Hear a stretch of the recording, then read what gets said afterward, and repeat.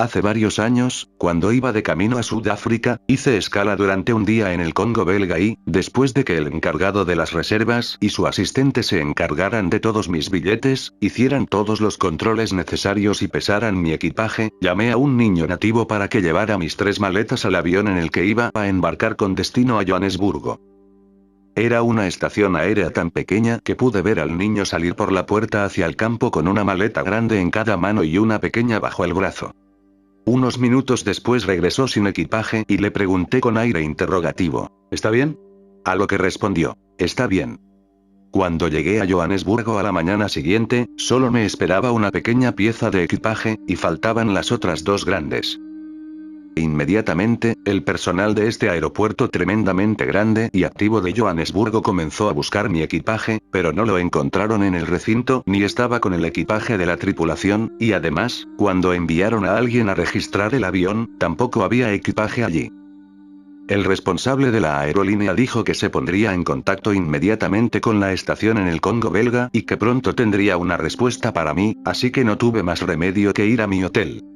Los estudiantes del Camino Infinito en Johannesburgo habían organizado una visita al Parque Nacional Kruger, así que después de comprar algo de ropa necesaria, emprendimos nuestra caminata de 3 días por esta fabulosa reserva de animales salvajes con la expectativa de recoger mi equipaje cuando regresáramos. Pero a nuestro regreso aún no se había encontrado ningún equipaje. La única explicación que la aerolínea tenía para ofrecer era que alguien debía haberlo robado, y que ese alguien debía haber sido el pequeño niño nativo y un cómplice porque la última vez que vieron las maletas fue cuando las recogió y las llevó al campo. Lo absurdo de semejante suposición debió de resultar evidente de inmediato, porque nadie habría podido llevarse del aeropuerto esos 2 pesados bultos sin ser detectado. No obstante, se registraron todos los barrios indígenas de la ciudad y se puso todo patas arriba, porque las autoridades estaban convencidas de que se había producido un robo. A pesar de todo el alboroto, no se encontró ningún equipaje. Durante 3 semanas estuve en Sudáfrica sin equipaje y sin dinero, sin cartera y sin alforja, pero esto no fue una gran dificultad porque comí con regularidad, pagué las cuentas del hotel y compré ropa, aunque solo la absolutamente necesaria, porque estaba convencido de que mi equipaje aparecería, lo cual era un error muy grave. 2 noches antes de partir hacia la India, me senté a reflexionar seriamente sobre todo este incidente. Esto representa un error de mi parte. ¿En qué consiste ese error? ¿Qué ha ido mal?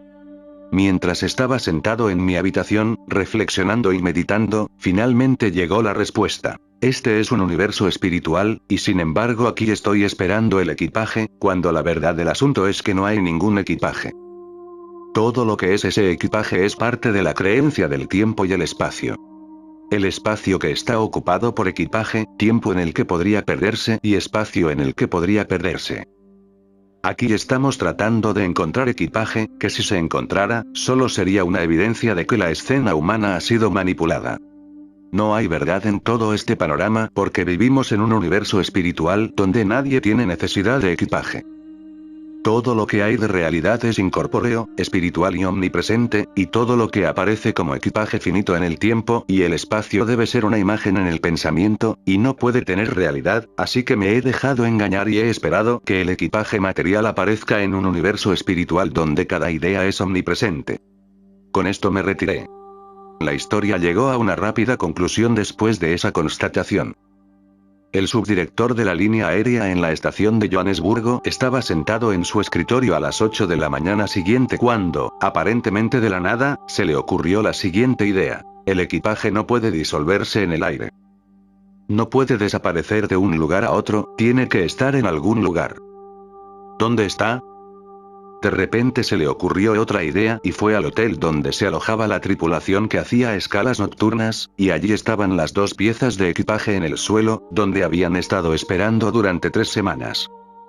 Nadie había pensado en esa posibilidad, de hecho, nadie pensó en ningún tipo de solución práctica hasta que dejé de pensar en el equipaje. Esta historia ilustra un punto muy importante en la vida espiritual y la curación. Por lo general, en metafísica pensaríamos, bueno, tiene que aparecer o no se puede perder. En otras palabras, estaríamos tratando con un ello llamado equipaje.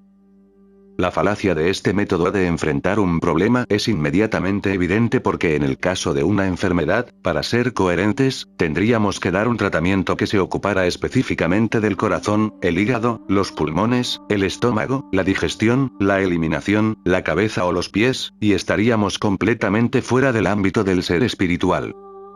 La mayoría de nosotros sabemos lo suficiente como para no tratar a las personas por su nombre y sabemos lo suficiente como para no tratar corazones, hígados y pulmones, pero vean con qué facilidad podemos ser engañados y buscar equipaje. Nos volvemos muy seguros de nosotros mismos y creemos que vamos por el buen camino, y de repente el hipnotismo del sentido humano nos hace pensar en el equipaje o en la falta de él. Ahora bien, comprendan que yo no estaba preocupado por la pérdida del equipaje. Mi error fue que estaba seguro de que aparecería, lo cual es exactamente como estar seguro de que el corazón de una persona se va a curar, o de que su pie enfermo va a mejorar, mientras que el principio sobre el que se basa todo nuestro trabajo es el de la creación real, tal como se relata en el primer capítulo del Génesis, en el que Dios hizo todo lo que fue hecho, y todo lo que hizo es bueno. La creación espiritual es una creación incorpórea, y la prueba de ello es que había luz antes de que hubiera sol en el cielo. Si vivimos, nos movemos y tenemos nuestro ser en la creación espiritual, como se expone en el primer capítulo del Génesis, podemos tener todo lo que necesitamos sin tener equipaje.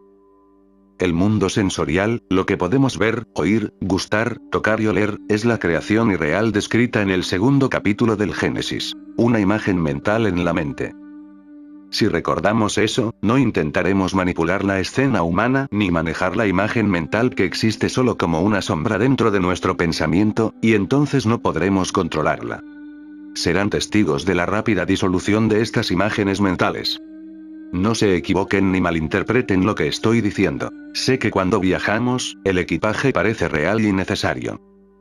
También sé que la mayor parte del tiempo nuestro concepto del cuerpo parece real porque una cosa u otra lo trae a nuestra conciencia, y debido a eso, existe la tentación de pensar en él como real. No negamos el cuerpo. Es real, pero lo que vemos como cuerpo no es cuerpo. Es una imagen mental dentro de nuestro propio pensamiento, un concepto mental universal, individualizado dentro de nosotros. No existe tal cosa como un cuerpo material, solo existe un concepto material de cuerpo. No existe tal cosa como un universo material, solo existen conceptos materiales del único universo espiritual. Mientras aceptemos un concepto material de universo, estamos bajo las leyes de la materia, pero somos libres tan pronto como comenzamos a comprender que vivimos, nos movemos y tenemos nuestro ser en el primer capítulo del Génesis donde el hombre está hecho a imagen y semejanza de Dios, o espíritu, y que el alma de Dios es el alma del hombre, la vida de Dios es la vida del hombre, la mente de Dios es la mente del hombre, el cuerpo de Dios es el cuerpo del hombre. ¿No sabéis que vuestro cuerpo es templo del Espíritu Santo? No el cuerpo como se ve en el espejo, sino como realmente es. Así como mi comprensión de que no estábamos tratando con un equipaje material, sino con la omnipresencia, despertó inmediatamente al hombre necesario para la demostración, lo despertó a la idea de la omnipresencia, y allí mismo donde estaba, fue donde encontró el equipaje. Así también en tiempos de problemas, entender qué es el cuerpo y qué es este universo, es llegar a una comprensión que traería la solución. Yo vivo, me muevo y soy en Dios, yo estoy en mi Padre, y el Padre está en mí. ¿Cómo puedo ser finito o limitado si en mí está un Padre infinito? ¿Cómo puede un ser finito y limitado tener en su interior a un Dios infinito? Por lo tanto, debo ser tan espiritual como el Padre que me creó. Todo ser debe ser espiritual, y en esta creación espiritual, nada finito puede entrar para limitar o crear algún sentido de separación. El sufrimiento de este mundo se debe a que buscamos a nuestro alrededor un trozo de equipaje material. Incluso esperando que esté en su lugar correcto. Ese es el error. No hay lugar para ti ni para mí ni para ningún él, ella o eso, excepto en el único lugar donde se puede encontrar, y ese es en la omnipresencia, donde incluso aquello que para el sentido humano parece ausente está presente. En un día nublado, el sol parece estar ausente cuando simplemente está oculto a nuestra vista. De la misma manera, las nubes de la creencia humana y la densidad del pensamiento humano pueden ocultarnos temporalmente aquello que es omnipresente, aquello que está presente donde yo estoy. ¿Y qué es lo que está presente donde yo estoy?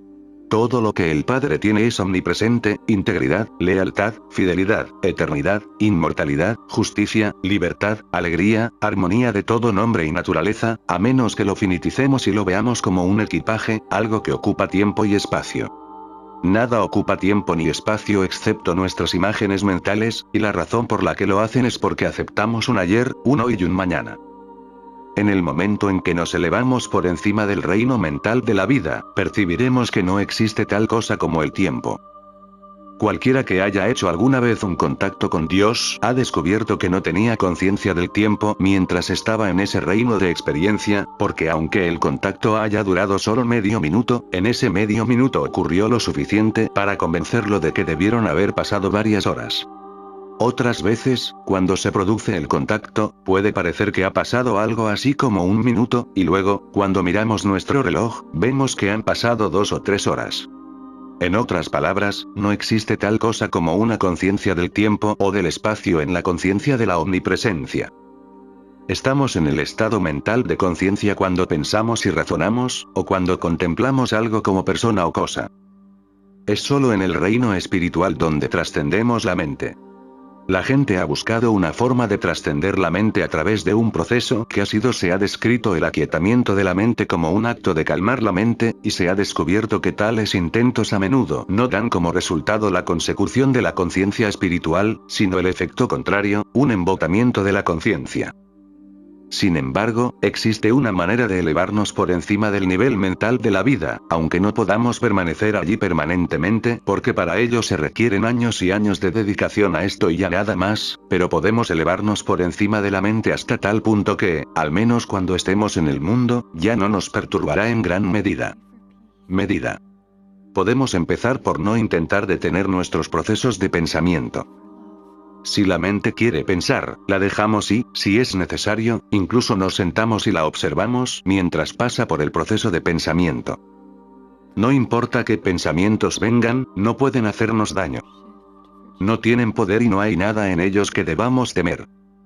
Si los tememos o los odiamos, podemos tratar de detenerlos, y, por otro lado, si los amamos, podemos tratar de aferrarnos a ellos. Así que no odiemos ni temamos ningún pensamiento que venga a nuestra mente, pero tampoco amemos ni tratemos de aferrarnos a ningún pensamiento, por bueno que parezca. Dejamos que los pensamientos vayan y vengan mientras nos sentamos y observamos como observadores.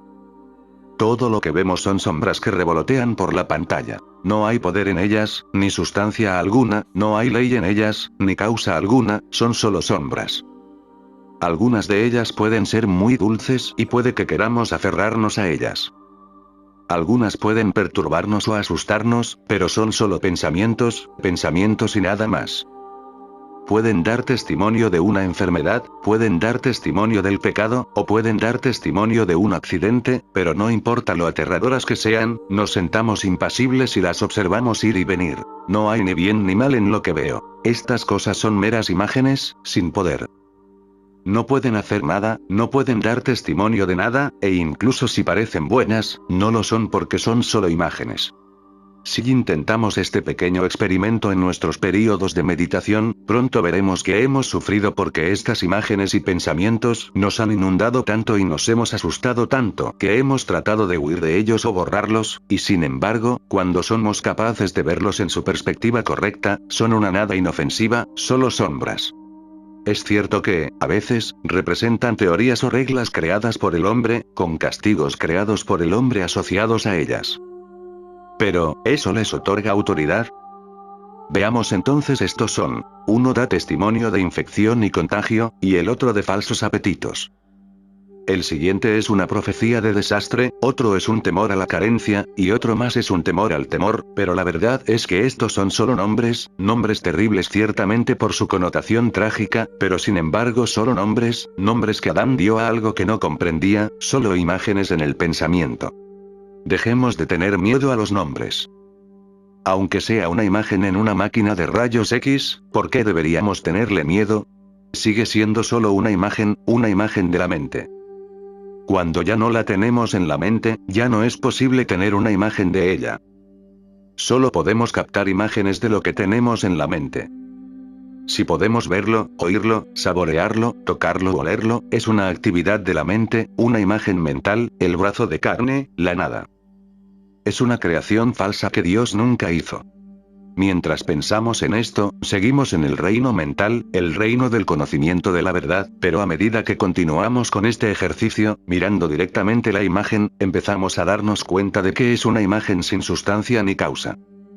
Independientemente de lo material que parezca la condición, no es más material que mi equipaje perdido, y eso no era material. Era una imagen mental, cuya realización reveló la omnipresencia. A veces, al seguir esta práctica, es probable que la gente vea imágenes o visiones hermosas, y luego cometa el error, primero de todo, de tratar de aferrarse a ellas, y luego comete un segundo error, de querer recuperarlas en algún momento futuro. Esto es muy imprudente. Nunca deberíamos hacer eso, nunca aferrarnos ni siquiera a una imagen hermosa, porque es solo una imagen.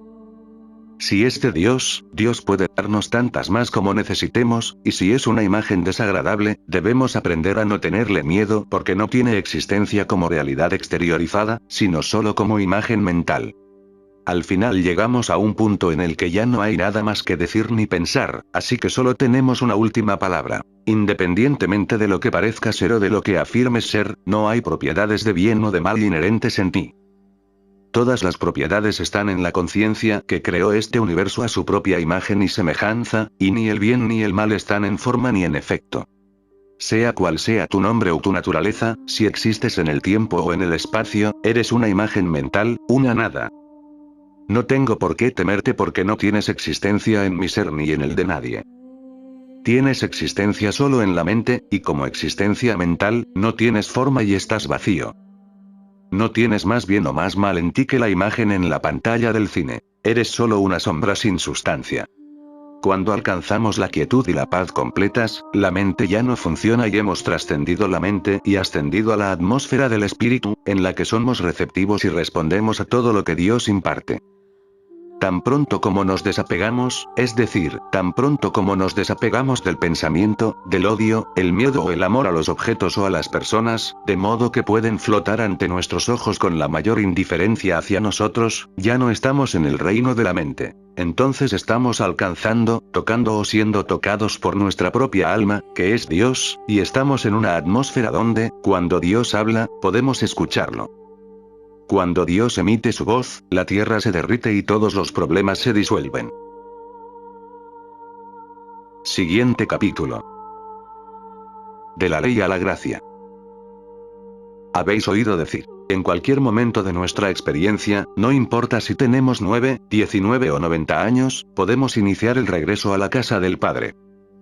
Pero no creamos que podemos regresar a ese estado edénico si continuamos siendo las mismas personas que éramos ayer, con todas nuestras virtudes y defectos humanos, vacilando constantemente entre el bien y el mal. Nuestras virtudes humanas no nos harán entrar en el Edén, como tampoco lo harán nuestros defectos humanos. Tenemos que abandonar tanto los defectos humanos como las virtudes humanas y asumir el manto del Cristo, elevándonos por encima de la creación mental del segundo capítulo del Génesis, que nos ha encadenado a la ley del bien y del mal. La ley fue dada por medio de Moisés, pero la gracia y la verdad vinieron por medio de Cristo Jesús. Durante cientos de años antes de Moisés, los hebreos habían vivido en un estado de esclavitud con poca o ninguna oportunidad de hacer avances en educación, cultura, religión, arte o ciencias, y en tales circunstancias no es sorprendente que vivieran sin ningún sentido moral muy desarrollado. Para este pueblo, Moisés presentó un modo de vida superior, cuya columna vertebral eran los 10 mandamientos. Si se obedecían esos mandamientos, una persona era considerada un tipo de ciudadano tan bueno como se podía esperar, y además, si además de eso también obedecía las leyes dietéticas y algunas otras costumbres, merecía el título de buen hebreo.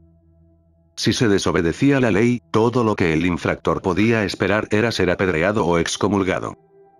En esta enseñanza se aceptaba poco o nada el concepto de amor. Era estrictamente una enseñanza de leyes morales y éticas. Sin embargo, un sentido moral o ético, por elevado que sea, es solo un paso en el camino hacia la conciencia espiritual. Aunque una persona pueda vivir en absoluta obediencia a los 10 mandamientos, puede estar a eones de distancia de la vida espiritual, porque la verdadera vida espiritual es vivir por encima de los pares de opuestos. Cuando Jesús vino, enseñó un estilo de vida que no se preocupaba principalmente por cambiando el sentido negativo de la vida por uno positivo, pero elevándose por encima de ambos, lo negativo y lo positivo, hacia lo espiritual. No hay que olvidar que, como rabino hebreo en la iglesia hebrea organizada, Jesús estaba autorizado a hablar y predicar desde su plataforma. Tampoco hay que olvidar que lo que predicaba no se llamaba cristianismo. No había cristianismo. Además, él no predicaba a los cristianos. No había cristianos. Él era un rabino hebreo que predicaba a los hebreos. Pero ahora se produce un milagro. Este hombre Jesús recibió una iluminación que le proporcionó una enseñanza religiosa completamente nueva, algo que hasta entonces había sido desconocido para los hebreos. Ahora va mucho más allá de la ley kármica del Antiguo Testamento en su enseñanza de un solo poder. Al enseñar esta revelación a los hombres y mujeres de su época, los liberó de todo ritual y dogma, tan libres que la Iglesia no toleraría al hombre ni a su enseñanza. ¿Qué otra cosa sino odio y temor podían sentir por uno de los suyos que les había dado la espalda a algunas de sus prácticas más arraigadas y apreciadas, como la insistencia en una peregrinación a Jerusalén una vez al año con el fin de pagar los diezmos, así como la observancia de otros rituales? El mismo hecho de que Jesús se alejara de estas observancias era una crítica y una condena silenciosas de aquello en lo que habían depositado su confianza durante tanto tiempo. Jesús sacó a la luz la verdad de que el bienestar espiritual no está relacionado de ninguna manera con la observancia rígida de ninguna forma, sino que tiene que ver con el estado de conciencia desarrollado por el individuo. Predicó una nueva dimensión de vida, una conciencia más elevada, que requería morir a las viejas creencias. Dejó en claro que no se puede agregar vino nuevo a odres viejos, es decir, que esta nueva dispensación no podía simplemente agregarse al antiguo modo de vida hebreo, sino que lo viejo tendría que ser cambiado por lo nuevo porque los dos eran contradictorios. En el Sermón de la Montaña, Jesús resume la diferencia entre el judaísmo y su nueva enseñanza, que todavía no se conocía como cristianismo, sino como la enseñanza de un rabino hebreo radical e independiente. ¿Y cuál es la enseñanza de este hombre que fue, sin duda, el más iluminado y desarrollado espiritualmente de todos los que se han conocido, tan iluminado que hoy el mundo prácticamente gira en torno a sus enseñanzas? La palabra gracia revelará lo que es. La ley vino por medio de Moisés, pero la gracia y la verdad por medio de Jesucristo. Esta gracia y verdad significan algo muy diferente de lo que significa la ley. Y así, durante 300 años después del ministerio de Jesús, hubo gente viajando por toda la Tierra Santa, cruzando a Roma y Grecia, enseñando y predicando no la ley tal como se establece en la fe hebrea, sino algo nuevo, algo sorprendente, algo diferente llamado gracia y verdad, que gradualmente llegó a ser conocido como la enseñanza del cristianismo. Los primeros seguidores de su enseñanza se llamaban cristianos judíos porque eran judíos seguidores de Cristo. De hecho, en aquellos primeros tiempos, solo los hebreos podían convertirse en cristianos. Pero con el tiempo Pablo y Pedro se dieron cuenta de que esta enseñanza de Cristo era más que un tipo diferente de judaísmo. Era algo único, algo separada y distinta de sí misma, y gradualmente llegó a suceder que para llegar a ser cristiano, no era necesario ser hebreo primero. La circuncisión ya no era requerida, y muchas otras prácticas consagradas por el tiempo fueron abandonadas. Los discípulos comenzaron a predicar a los gentiles y a reconocer que esta enseñanza del Cristo era universal en su naturaleza, hasta que llegó el día cuando incluso los paganos de Roma y Grecia o cualquier hombre, independientemente de sus antecedentes, podía, si quería, hacerse cristiano. Así fue durante varios cientos de años la enseñanza cristiana, y luego ocurrió uno de los acontecimientos más extraños que haya sucedido en la historia del mundo. Se organizó una iglesia que adoptó todos los ritos y rituales de los egipcios y otros paganos de la época, que aceptó corporal y literalmente el judaísmo tal como se enseñaba en el Antiguo Testamento. Descartó toda enseñanza cristiana excepto el nombre de su revelador, y luego se llamó a sí misma la Iglesia Cristiana. Pero, ¿qué sucedió con esta enseñanza de Cristo cuando se organizó de esa manera? ¿Practicó esta iglesia la enseñanza de Jesús de no resistir al mal, o se aferró todavía a la enseñanza de ojo por ojo y diente por diente que ya oísteis antes? La práctica del verdadero cristianismo eleva al hombre adámico, que quiere vengarse de su enemigo, desde el estado de conciencia de la ley kármica a la conciencia de la gracia y la verdad que revela un Dios de amor en lugar de un Dios de recompensas y castigos. El Dios que Jesús reveló era de una naturaleza completamente diferente a la del Antiguo Testamento. Y en esa parte del Sermón del Monte que trata de la ley kármica, Jesús enseñó que el pecado es castigado por el pecado mismo, pero no se hace ninguna referencia a un Dios que castiga. Se explica claramente que lo que hagamos a los demás, se nos hará a nosotros, no por Dios, sino según la ley kármica de lo que sembramos, así cosechamos, bajo la cual viven todos los seres humanos. Nuestras acciones de amor se reflejan en nosotros en amor, y nuestras malas acciones se nos devuelven en efectos malignos por el acto mismo. Por nuestro propio estado de con la conciencia, ponemos en movimiento tanto el bien como el mal. Con la misma medida con que medís, os será medido, no por Dios, sino por la ley. Cuando odiamos, estamos invocando la ley, y cuando amamos, estamos invocando la ley, cuando damos o compartimos, estamos invocando la ley, tal como lo hacemos cuando nos aferramos a las cosas. Por todas partes la naturaleza da testimonio de la verdad de esta ley. Por ejemplo, a menos que el fruto del árbol si se arranca un árbol o se lo quita de alguna manera, el árbol dejará de dar fruto. No culpamos a Dios por eso, Dios no está castigando al árbol. Es una ley de la naturaleza que el árbol debe dar su fruto para que pueda dar más fruto. Así que, a menos que cedamos, nos rindamos o liberemos el bien, nos volvemos estériles porque la ley es, todo lo que el hombre sembrare, eso también segará. Esta ley de siembra y cosecha es aplicable tanto a individuos como a naciones. No hay forma de evitar el castigo por las malas acciones, no porque haya un Dios que vaya a hacer algo al respecto, sino porque existe una ley kármica que cada persona pone en funcionamiento con sus acciones. Todo esto lo reveló el Maestro en aquella parte de su enseñanza en el Sermón del Monte en la que dijo, oísteis que fue dicho. Pero el Maestro nunca enseñó que Dios castiga, ni siquiera al ladrón en la cruz, ni a la mujer sorprendida en adulterio, ni al hombre que nació ciego. Siempre fue, vete y no peques más. El mal que estamos experimentando lo estamos atrayendo sobre nosotros mismos, no es Dios quien nos lo inflige. Cuando el cristianismo se organizó, adoptó la enseñanza del Antiguo Testamento de un castigar a Dios, tal vez con la vana esperanza de asustar a la gente para que sea buena, pero, en realidad, esa misma enseñanza, lejos de disuadir a la gente de hacer el mal, es probablemente responsable de muchos de los pecados que se cometen en el mundo de hoy. Los malhechores pronto descubren que no hay ningún Dios que les haga nada, y la evidencia que ven a su alrededor no los convence de que Dios castigará sus males de omisión o de comisión. Si a los hombres se les enseñara que la mala acción en sí los castiga, comprenderían la interpretación que Jesús hace de la ley kármica y estarían preparados para aceptar su enseñanza superior sobre cómo superar esa ley. Es posible dejar de lado la ley kármica, eliminar todo castigo por nuestras malas acciones pasadas y vivir bajo la gracia, pero esto no puede sucederle a nadie individualmente ni al mundo hasta que se aprenda y comprenda primero la ley kármica tal como la explicó el Maestro. El acto en sí mismo conlleva su propia recompensa y su propio castigo. No tiene por qué ser un acto manifiesto, porque el acto en sí mismo es solo la expresión externa del pensamiento que lo impulsa. Por lo tanto, por ejemplo, no es necesario robar para que caiga el castigo de la ley kármica. Solo es necesario pensar en robar, y en realidad ni siquiera es necesario pensar en ello. El mero deseo de lo que otra persona tiene es suficiente para poner en marcha la ley kármica. No es necesario golpear a una persona, basta con enojarse con ella para que caiga la ley sobre nosotros. Las personas en estados más burdos de conciencia no sienten las repercusiones de la ley kármica tan rápidamente como aquellos en el camino espiritual que sufren más como resultado de una infracción menor de la ley que otros por una mayor, porque tienen una mayor conciencia de lo que es correcto y lo que es incorrecto, y la más mínima desviación del camino establece la ley. Operación.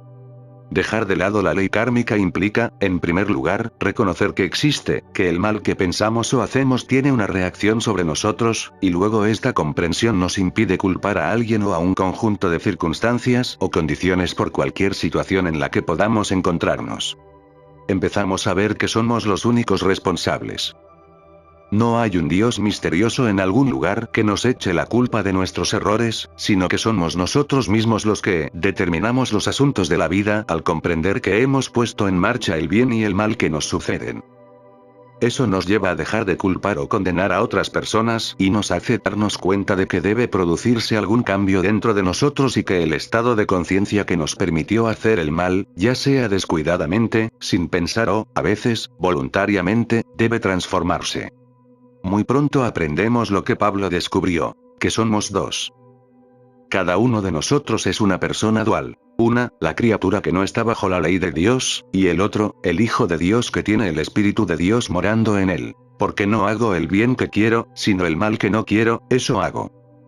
Parece que somos dos, uno en guerra con el otro. Uno que conoce lo correcto y el otro que lucha contra ello, uno que quiere ser el hombre perfecto y el otro que, debido a una limitación de un tipo u otro, no puede lograrlo. Cuando llegamos al punto de darnos cuenta de que hay un Hijo de Dios en nosotros, pero que el hijo pródigo del hombre sigue luchando por sobrevivir, empezamos a entender la guerra entre la carne y el espíritu. El pródigo, o el hombre adámico, que estaba en el mundo consumiendo su sustancia y finalmente hundiéndose en las profundidades de la degradación, simbolizada por su comida con los cerdos, no era otro que el hijo y heredero que más tarde vistió la túnica púrpura y el anillo de joyas. No eran dos hombres diferentes, sino el mismo hombre en dos estados de conciencia diferentes. Tan pronto como podemos empezar a aceptar el principio de que no hay ni bien ni mal en la persona, cosa o condición, es decir, en cualquier efecto o apariencia, en ese momento comienza la sumisión interior que conduce a la vida por gracia, porque ahora ya no estamos en conflicto ni en oposición a ninguna persona o cosa. Siempre existe la opción de aceptar una u otra manera, y la elección de cuál de las dos opciones aceptamos es nuestra. La meta de la vida ahora se convierte en el logro de la conciencia de nuestro verdadero ser, o como se afirma en la literatura mística, esa unión consciente con Dios en la que el pequeño yo desaparece y el ser puro permanece intacto como nuestra identidad eterna y sempiterna. En cada uno de nosotros está el reino de Dios. En cada uno de nosotros está la capacidad de vivir en la tierra sin luchar, odiar ni envidiar. Pero esto no lo podemos hacer como seres humanos, y por eso nuestros amigos nos dicen que es una forma de vida muy poco práctica. Es hermosa, por supuesto, pero muy poco práctica.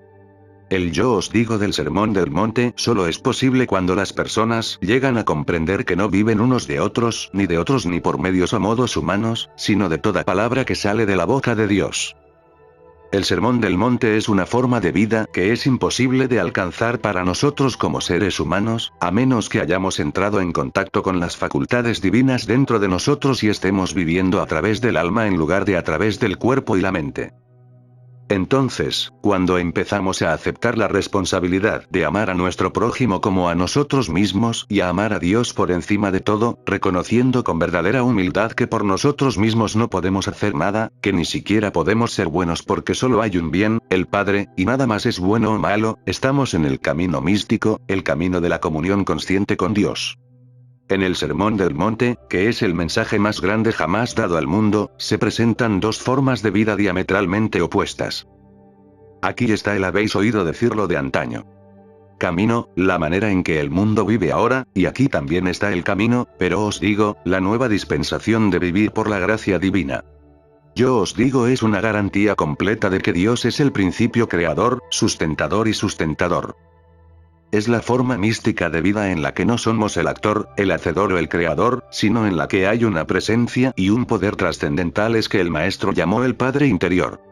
Vivimos bajo la ley y estamos en el ya habéis oído decir de los viejos o el hijo pródigo. Mientras estemos en la creación mental del segundo capítulo del Génesis, podremos experimentarlo. Cuando volvamos a nuestro estado original de ser puro, ya no viviremos bajo la ley kármica, sino bajo la gracia, bajo el yo os digo del Sermón del Monte. Siguiente capítulo. El camino.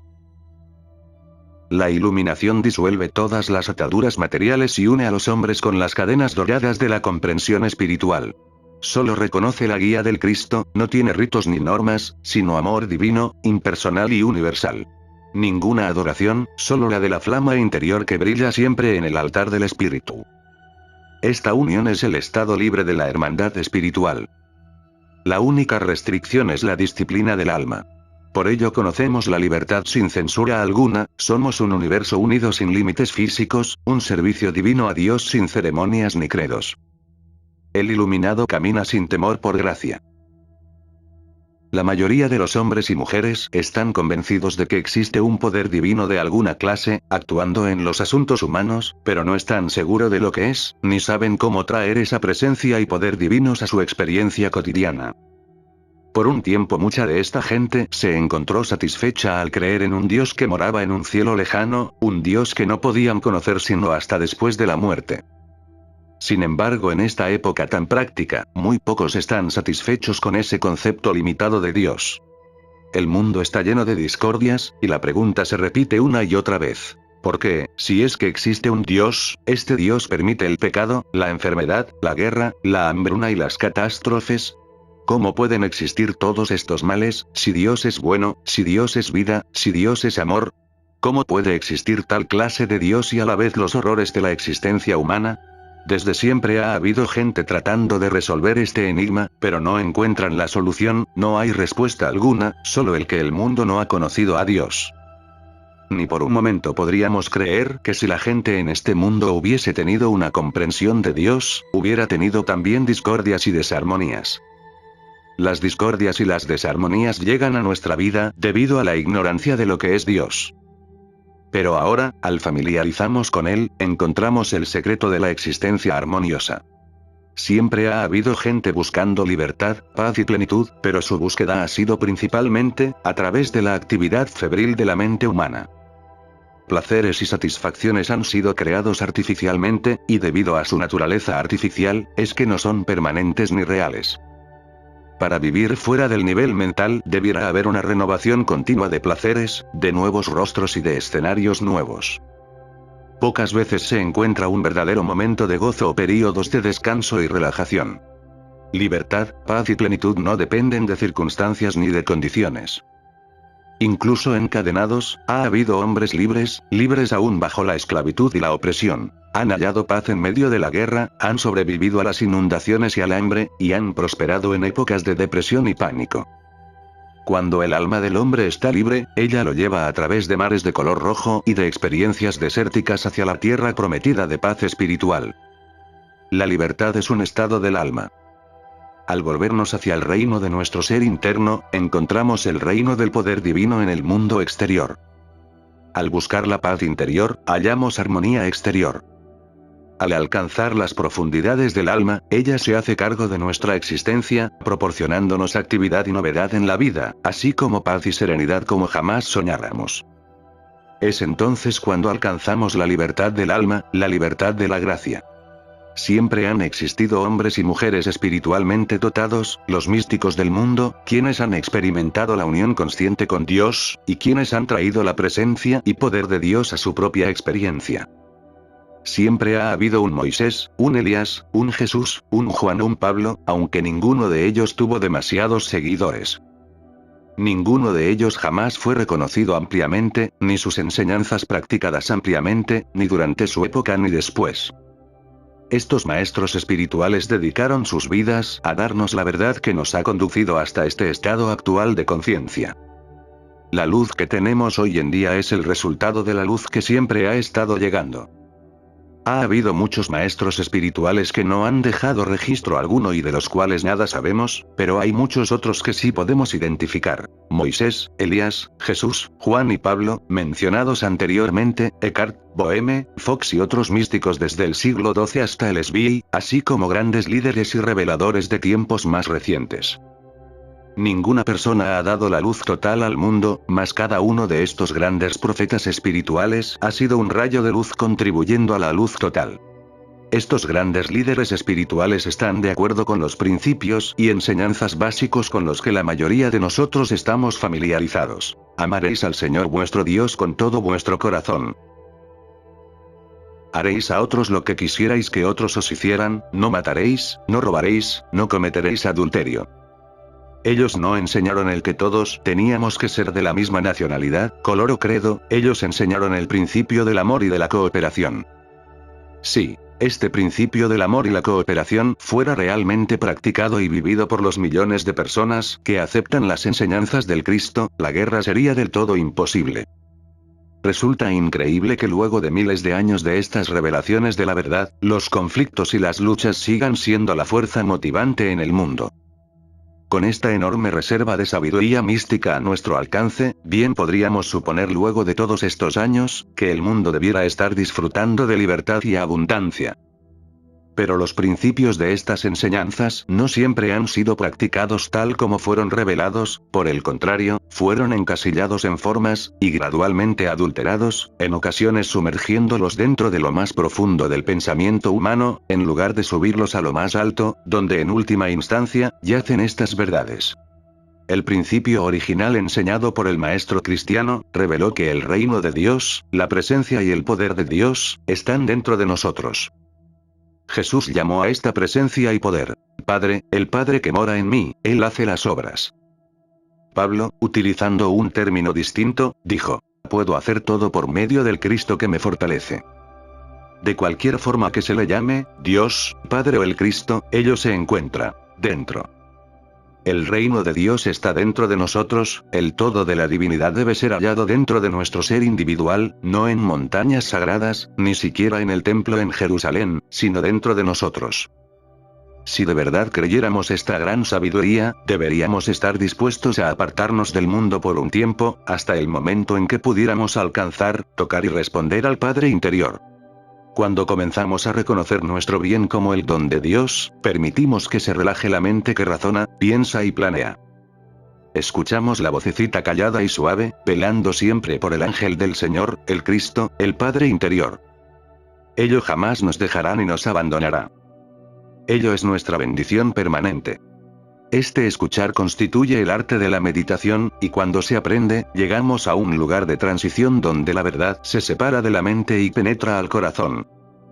Es decir, desaparece el simple conocimiento intelectual acerca de la verdad, y la verdad se convierte en algo vivo dentro de nuestro ser. Para ejemplificar, todos en el mundo conocen la palabra Dios, pero solo hay unos cuantos en el mundo que conocen a Dios.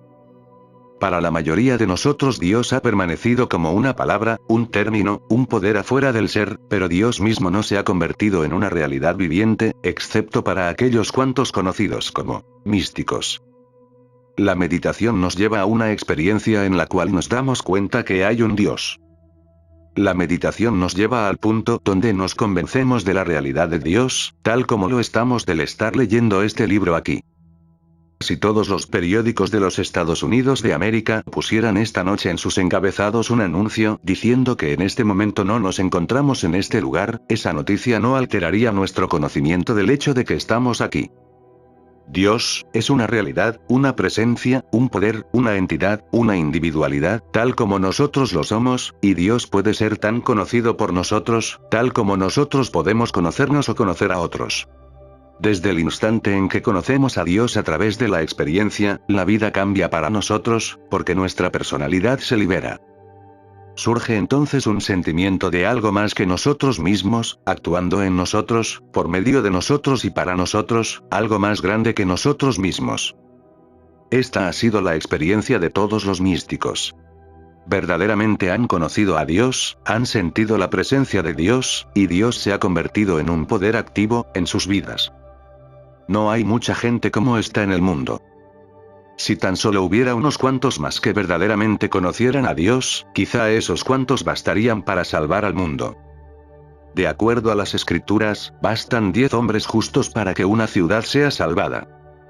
El reconocimiento consciente de los místicos de la presencia y el poder de Dios, es producto de la experiencia, no se trata solo de una simple conversación acerca de la disponibilidad de Dios, no se trata solo de una afirmación o declaración, no es tan solo un tópico o un cliché, es una experiencia viviente. Nuestra búsqueda de Dios, nuestra búsqueda del reino de Dios, es evidencia de nuestra propia fe en la presencia y poder de Dios, aun cuando todavía no tengamos el conocimiento de ello a través de la experiencia real. Aquellos que no están en la senda espiritual carecen de tal confianza. Solo quienes han obtenido una convicción interna de que hay un Dios, son conducidos a la búsqueda de Dios. Estos buscadores pueden no necesariamente haber alcanzado la comprensión de Dios, pero al menos cuentan con esa certeza interna. Este es el camino, ahí hay un Dios. En esa forma comienza la búsqueda, y comienza en formas diferentes. Cómo comienza, depende de nuestra experiencia, depende de dónde pudimos haber estado en un momento dado y de lo que esté ocurriendo en nuestro entorno particular. Ha habido gente cuya búsqueda inició en las iglesias ortodoxas, y algunos de ellos encontraron ahí la respuesta. Descubrieron el reino dentro de sí mismos, pero continuaron trabajando en la iglesia como una forma de servicio, y en ocasiones como una forma de gratitud. Otros encontraron a Dios por medio de un enfoque intelectual, y pocos a través del camino espiritual. Otros han llegado por medio de enseñanzas que combinan lo intelectual con lo espiritual. Otros más por medio de libros, aquellos otros llegaron por medio de maestros vivientes, en tanto que finalmente otros hicieron contacto con santos evidentes espirituales que jamás han muerto. Una cosa es conocer la verdad, así, con muchas palabras, citas, pasajes o teorías, y otra diferente por completo, es cuando por medio de la meditación, el verbo, la palabra, se enraiza en nuestra conciencia y surge como fruto espiritual. Se nos dice que los frutos del espíritu son amor, gozo, paz, benignidad, gentileza, bondad, fe. Es completamente cierto que cuando el espíritu es tocado o cuando ello nos ha tocado, surge el fruto en forma de armonía, totalidad, compleción y perfección. El propósito de este libro es ayudar a que los estudiantes practiquen el arte de la meditación, por medio del cual el verbo se enraiza, de manera que lleguen a un reconocimiento verdadero, a una conciencia real, de la vida en el espíritu. Nuestro objetivo es alcanzar cierta medida de aquella mente que estuvo en Cristo Jesús para permitir que ello haga lo que quiera de nosotros. Es alcanzar esa conciencia en la cual Pablo revelara: vivo yo, pero no yo, Cristo es quien vive mi vida, o yo puedo todo por medio del Cristo que me fortalece. Es decir, la actividad del Espíritu se aviva en nosotros y ello se hace cargo. Ya no somos más buenos y ya no somos más malos, ya no estamos más enfermos pero tampoco estamos bien. Estamos en un estado que trasciende el par de opuestos. Dentro de la sabiduría espiritual no existe el par de opuestos. Dios es, y por lo tanto no hay preocupación de si podemos o no alcanzar a Dios, porque no hay nada por lo cual necesitamos alcanzar a Dios. El día ya es hermoso, el fruto ya está en los árboles, las flores ya están floreciendo, las corrientes ya están circulando, el sol, la luna y las estrellas ya están en los cielos, la armonía ya es. En dicho estado de conciencia espiritual llegamos al lugar donde descansamos y nos relajamos en la comprensión de que Dios está en los cielos, todo está bien con el mundo. En esa conciencia, nos apartamos del afán por las cosas de esta tierra. Haya en vosotros esa mente que hubo también en Cristo Jesús. Aquel que levantó a Cristo de los muertos, avive también vuestros cuerpos mortales con su espíritu que mora en vosotros. Debemos esforzarnos por obtener ese mismo espíritu que levantó a Jesús de la muerte, no diciendo ni declarando que eso es así, no enseñándolo ni predicándolo, sino debido a que contamos con esa mente. Obtener o contar con esa mente requiere esfuerzo, aunado a la gracia de Dios. La gracia de Dios es el factor más importante, porque, sin ella, ninguno tendría la fuerza para continuar en la senda que lleva a la concientización de Dios. Sin la gracia de Dios ninguno podría tener ni siquiera el deseo de comenzar la búsqueda, dejando por la paz los arduos pasos que hay que dar. Existe un área en la conciencia, revelada por medio de la meditación, a través de la cual nos volvemos instantáneamente uno con Dios, con todo ser espiritual y con la creación, y por medio de la cual hallamos todas las formas de bien, disponibles al instante. Esta área de la conciencia ha sido descrita como un mar del espíritu, el alma universal o divina, el Padre interior. Al alcanzar el contacto consciente con este mar del espíritu o Padre interior, hallamos al amor divino vertiéndose en expresión, para que ya no vivamos más solo por esfuerzo personal, sino por gracia. En lugar de buscar nuestro bien en personas o cosas, aprovechamos esta alma universal y nos convertimos en espectadores de su actividad que vierte aquellas ideas que se convierten en formas humanas de bien, necesarias para nuestra experiencia presente. Solo a medida que aprendemos a mirar adentro, hacia esto infinito invisible, es que comenzamos a entender la naturaleza de la gracia. En lugar de buscar o desear algo que ya existe como forma o efecto, aprendamos a volvernos hacia el interior y dejar que el bien se revele desde la fuente divina, desde lo infinito invisible.